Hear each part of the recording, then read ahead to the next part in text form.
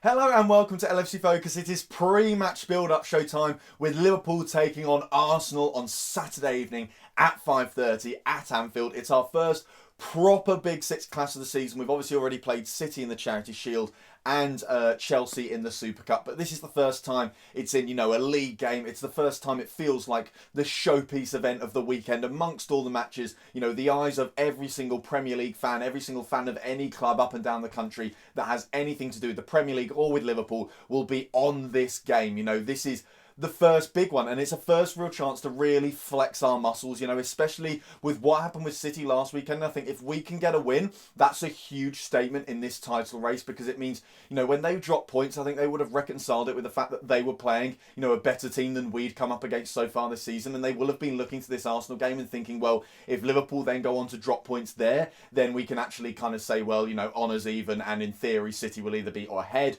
or level on points should we draw this one. So I think if we do win this one, it's a big psychological blow for them. And obviously, we've had many times in the past where we've not just beaten Arsenal at Anfield, but we've absolutely thrashed them as well. And I think that's definitely the expectation this weekend. I'm not entirely sure we're going to deliver on it for a multitude of factors. I think with it being earlier on in the season, Arsenal tend to have a bit more form at this point. I know we've seen us beat them 4-0 at Anfield in literally the same match day 3 of the season, a couple of seasons back, but I think they are a totally different beast this time around. I reckon the game's going to be an awful lot closer. I'll come along a little bit onto what I think of Arsenal a bit later on in the video, but I do think they're much more resolute, and I think they're more equipped to avoid those kind of thrashings. However, obviously, recent evidence doesn't really suggest that. The last time we played them, we beat them 5-1, and so since then they haven't really done anything to prove that wrong, apart from their performances so far this season. But I think obviously, they haven't come up against a team anywhere near Liverpool's calibre yet, but likewise, we haven't come up against a team like Arsenal's calibre in the Premier League yet so far this season. So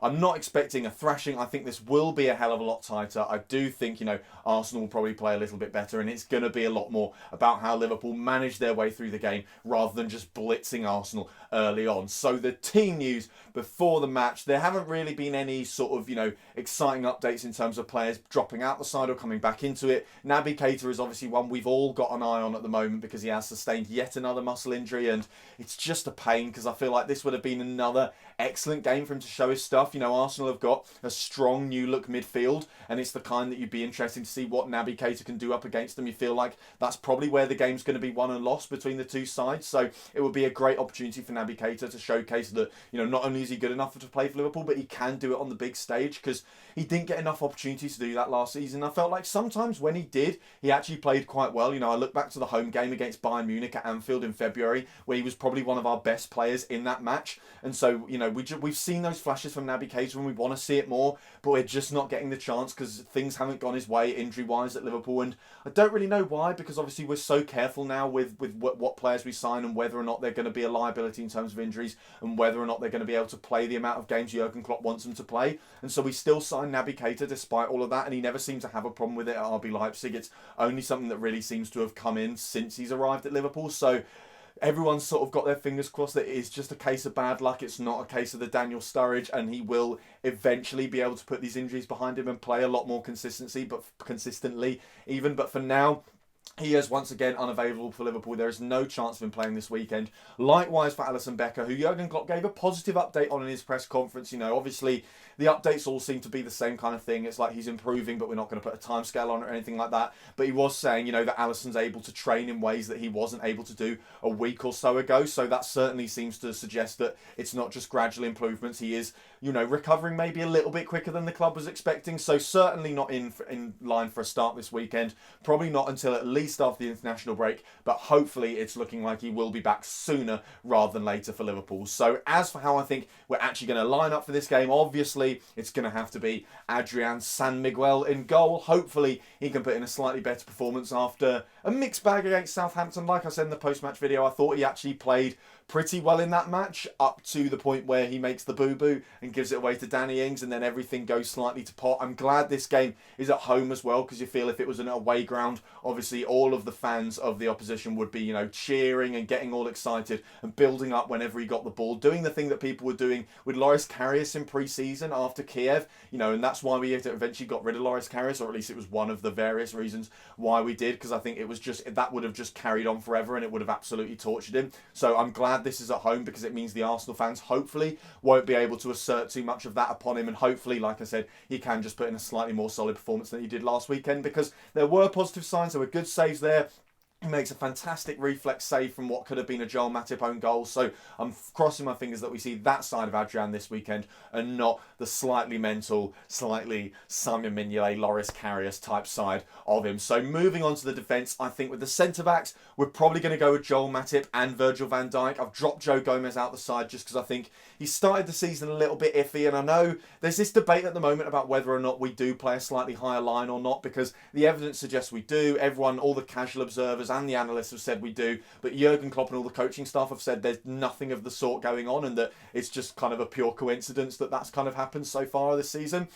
I think certainly we won't be looking to play too high a line in this game just because of the threat Arsenal have on the counter-attack, and if we do, it'll have to be incredibly disciplined, because you've got to play that offside trap absolutely perfectly, because players like Aubameyang, Lacazette, Nicolas Pepe, who's looking like he's in line for a start as well, will be able to spring that trap if it's not done to perfection. So I think we go with Matip and Virgil van Dijk because both of them are a bit more used to sitting deep, and they've been very, very solid over the last few months. They look like Liverpool's best pairing at the moment. I think in the long run Joe Gomez will be fantastic, and we've seen him work brilliantly alongside Virgil van Dijk in the past, but I think at the moment this is the informed duo. They seem to have an understanding at the moment, so I think why break that up? I think we go with those pair. And then at right back, I'm going with Trent over Gomez, just because I think when we brought Gomez on in the Community Shield, it worked really, really well. When we started Gomez against Chelsea in the Super Cup, it didn't seem to work as well. I think it works more when it unsettles the opponent, because it completely changes the way we play. And the things that they were doing earlier, like in the Community Shield, where City were trying to break down Alexander-Arnold's side,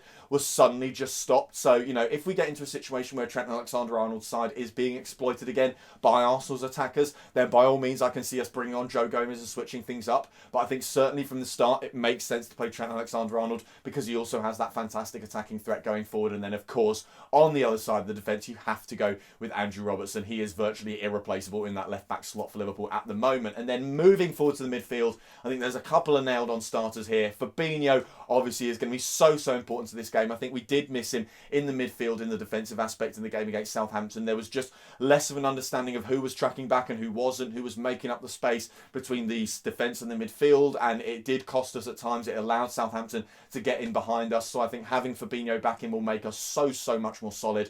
So I think Fabinho has to go in as a defensive midfielder. I think Henderson is nailed on to play further forward because he's in great form for Liverpool at the moment. He's totally re-energised in that more advanced role, and I think this is the kind of game that will really benefit that kind of high energy, high pressing, high work rate style that is so effective when he plays it. So I think he definitely plays in the more advanced role. And then I think the last midfielder, I'm going to go with Gini van Alden, because Klopp seems to be preferring him at the moment, and he is very good in these types of big games. A lot of Gini van Alden's best performances in Liverpool shirt have always been against the big teams at home. I think about obviously Barcelona. I think about in his first season, he was fantastic against Arsenal, against City, against Chelsea. He scored in all of those games. He was brilliant in the game against Man City the season after that in the 4-3. So these kind of big games under the Anfield lights, although I suppose, this time in summer it will still be under the sunlight, but the big evening games, the big nights against big teams, that's what Van Alden revs himself up for and puts in his best performances. So I'd back him to dominate again. I slightly lean towards James Milner, because we know Klopp trusts him in these big games as well, and I certainly think we'll see him at some point potentially as a substitute. I think more as a reactionary thing of assessing how Arsenal set up, assessing the tactical battle, and then working out where we can fit James Milner in, because he's quite a malleable player. I think Jurgen Klopp he's the kind of player Jurgen Klopp is happy to say, this is what I need someone to do, so I'm going to get you to go and do it because I trust you to implement that perfectly. So I think James Milner will come on at some point, probably won't start. Maybe likewise with Oxlade-Chamberlain as well. Klopp certainly seems willing now to try and get him as many minutes as possible and get him into the side. And this was the kind of game, when Oxlade-Chamberlain was at his best for Liverpool, that he would have absolutely thrived in. Another midfielder who just loves to charge forward, drive through teams and cause problems that way. So I'd love to see him in the game, but he's another player that I don't think we'll see starting. And then obviously the front three, it picks itself. It's going to have to be Salah. It's going to have to be Firmino. It's going to have to be Mane. I saw a stat the other day that said all three of them have scored in every single appearance against Arsenal at Anfield. You know, Firmino has played 4 games against him at Anfield, scored in all 4, scored 5 goals because he got that double in his first season. Mane's played 3, scored in all 3. Salah's played 2, scored in all 2. You know, these guys, they love playing against that Arsenal defence. And like I said, I think it'll be a little bit different this time. But I think there is almost that kind of psychological boost of they go out and go, lads, it's Arsenal. We know how to beat these guys. We do it every single year. Let's just go and do it again. So taking a little look at Arsenal then, obviously, like I said, they've had a promising start to the season. They've done very well. Well, maybe not very well. You know, both of their results have been won by 1 goal. They had a bit of a shaky one against Burnley where Burnley equalised and actually at times looked not dominant, but certainly gave Arsenal a decent game. And then the Newcastle game as well, Arsenal never really clicked into gear. It certainly feels like they're not the finished article, and it feels like they are improving game by game, which is why I don't want to call how they're going to play. I don't want to say that, you know, they'll be as they usually are at Anfield and we'll smash 5 or 6 past them or anything like that. I do think they'll get better because, you know, they've slightly changed their playing style. It's now Unai Emery's 2nd season, so he's implementing slightly more ideas. I think he's not going for the functional approach he went for at times last season where he was just getting the best out of the players he had available to him. I think he's now trying to mould the team a bit more in his image. Whatever that is, I'm not entirely sure, but we're certainly going to find out at some point. So it feels like they're improving game by game, and obviously you look at players like Nicolas Pepe, who has incredibly promising signs on the one hand, and then on the other hand just seems on a totally different wavelength to everyone else in the team. You know, looking at his performance when he came off the bench against Burnley, at times it was fantastic. He was explosive, the pace, the skills, the nutmegs, the dribbling, he looked brilliant, his ball control was fantastic, but then he'd get into the final third and he'd need to create something and be productive, and it would totally go out the window. You know, some of his passing was just completely wayward. It was behind players. It was too weak. It wasn't reaching them. It was getting intercepted by defenders. So it certainly feels like he hasn't quite found his rhythm yet at Anfield. But like I said, Emery's hinted that he's actually going to start this game, which is an interesting move, kind of a baptism of fire, really. So it's going to be fascinating to see how they line up. I think it's probably going to be, you know, Aubameyang, Lacazette, and Nicolas Pepe. I think he's going to go for all 3 of them. What's going to interest me is how Aubameyang performs, because I looked at a stat recently that said since like February 2018, which is around about, you know, it's the month after Aubameyang signed for Arsenal, he's scored 34 goals in the Premier League, and only Salah has more with 36, which fascinated me because we never really have Aubameyang down as like a goal scorer in the same bracket as Salah. And I think it's because of these games. I can't really remember a time in a big game where Aubameyang's really laid down the gauntlet, apart from North London derbies, where, you know, obviously everyone's fired up. I think back to his performances at Anfield, and apart from when he was at Dortmund and that 4-3 where he scores a fantastic goal on the break, he's been largely ineffective against Liverpool. And, you know, we've only played, I think, 2 games against them since that happened, since Aubameyang arrived at Arsenal. So it's a small sample size to go on, but he's never really struck fear into me as an Arsenal striker. So like I said, there are so many fascinating things about this weekend's game and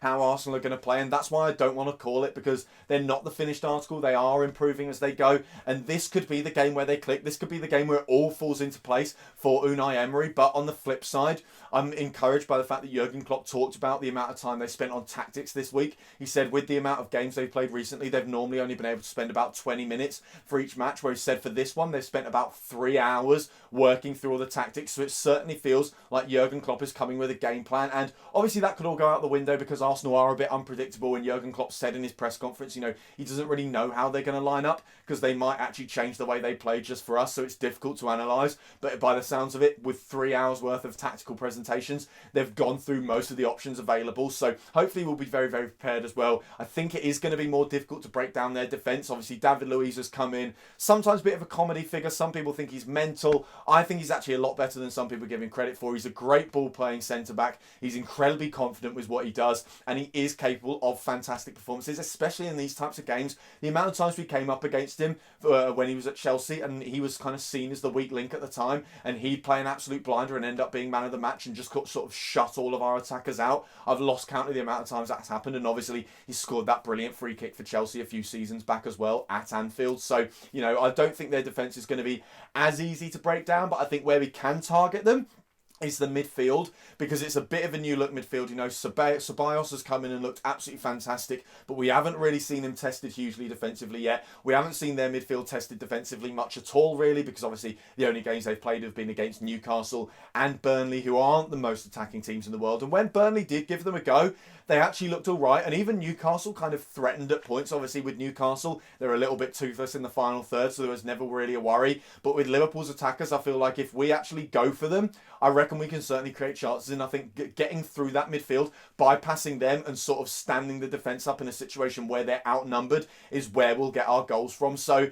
it's going to be a fascinating game. I don't think we can expect as many goals as usual. I think the aim for Liverpool here is to do a much more professional job. I think instead of aiming for, you know, a 5-1 or a 6-2, I think what we're actually going for this time is more of a sort of 2-0, 3-0, in, out, 3 points, get the job done, make it clear that we are the dominant side, and then carry on as we are. So fingers crossed that's what happened. I do think Liverpool are going to win, but I do think there is a chance that it could be a lot tighter than previous seasons. But in my mind, I can only see one outcome, and it is Liverpool, top of the league on 9 points, at least 2 ahead of Man City. It'll be interesting to see what happens between them and Bournemouth the day after. But obviously, all eyes on Liverpool at the moment. I reckon we're going to beat Arsenal. Let me know what you think is going to happen down in the comments below. Apart from that, that is all for today's video. Thank you guys very, very much for watching as always. If you did enjoy the video, hit that like button down there, hit that subscribe button there if you're around here. Check out some of the other videos that have been out on the channel over the past few days. Don't forget to follow at LFC Focus TV on Twitter, and I'll be back on Saturday evening after we've hopefully beaten Arsenal to stick to the top of the Premier League. Until then,